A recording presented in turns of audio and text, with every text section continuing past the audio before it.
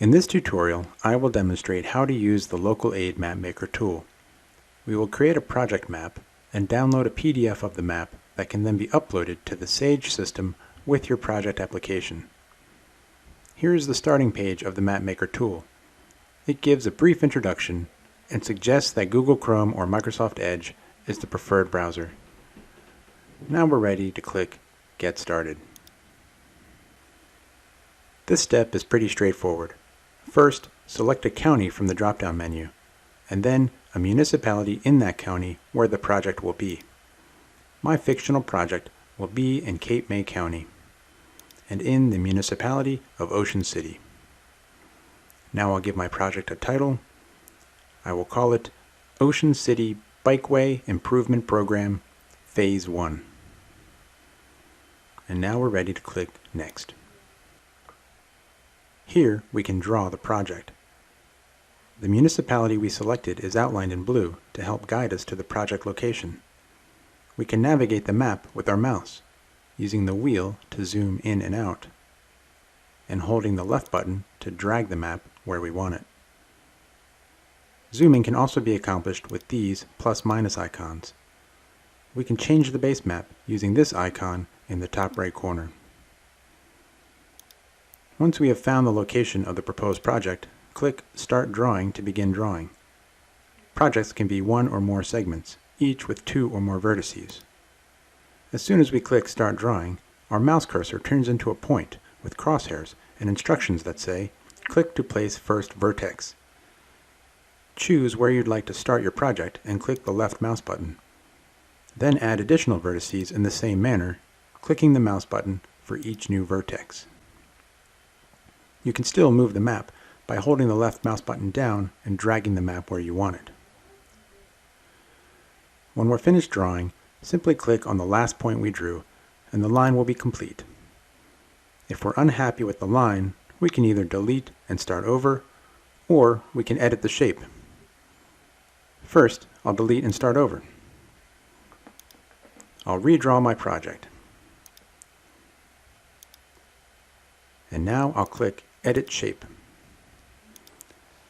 To edit, we can grab a vertex and drag it to where we want it.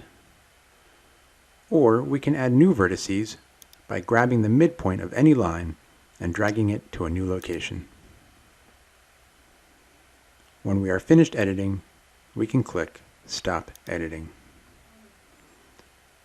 If the project consists of multiple segments, we can add lines by clicking Continue Drawing for each new segment. If your project contains more than 3 segments, please contact your local aid district manager. Once we're happy with the way the project looks on the map, we can click Next. Now we select a start and end mile point in the State Route Identifier, or SRI, for the project. This project has 2 segments labeled Segment A and Segment B. This is the order in which we drew our segments. Choose Segment A by clicking Go to Segment A. We want to select the starting and ending mile point and SRI that correspond with the street names of the project. Roll your mouse over a point to see the mile point and street name. If the street name is correct, the right SRI will be placed in the map legend of the PDF on the next screen. Segment A begins on Central Avenue, so I will select this point on Central Avenue. The project ends on Central Avenue as well, so I will select this point as the end point. Remember, you are selecting the nearest mile point to the start and end of your project. It might not always end or begin exactly on a mile point. If I accidentally selected my start and end SRIs in the wrong order, I can click Flip to switch them. Once I'm happy with my point selections, I click Confirm Segment A. Then I follow the same procedure for my remaining segments. If a segment only has 1 mile point near it, you can select that 1 mile point and then click Flip to create an endpoint for your project that is not on an SRI. If you make a mistake, you can click Clear to erase your mile point selections and start over. If there are no nearby mile points that match the name of the road the project is on, simply click No Valid Mileposts and new points will be generated. If you want to make changes to a segment that has already been confirmed, you will need to click Back to Edit to go to the previous screen and reset your milepoint selections. Back to Edit will also allow you to edit your project lines. Once all milepoints and SRIs are confirmed, click Next. This is the page that generates the PDF that can be uploaded to Sage. It consists of a map with the project segments that we drew along with the milepoints we selected and the SRI. You will notice the SRI is not the street name, but a series of numbers. Here we can edit the project title and add more information to the project location description if we'd like. For example, we could include the cross streets at the beginning and end of each segment. We can also change the map extent by clicking this button and dragging or zooming the map to our preferred extent. If we need to, we can go back and make additional edits by clicking the Back to Edit button.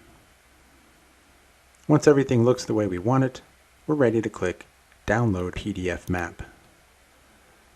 When we click this button, a PDF is downloaded to our local computer. By default, most browsers will save it to the Downloads folder. Here is my PDF, which is ready to be uploaded to Sage with my application. If we want to add another project, we simply click our browser's refresh or reload button, and that will bring us back to the starting page where we can start the process over again. And that's it. If you have any questions, contact the local aid resource center. You can find the contact information at the top of the screen just above the link to this tutorial.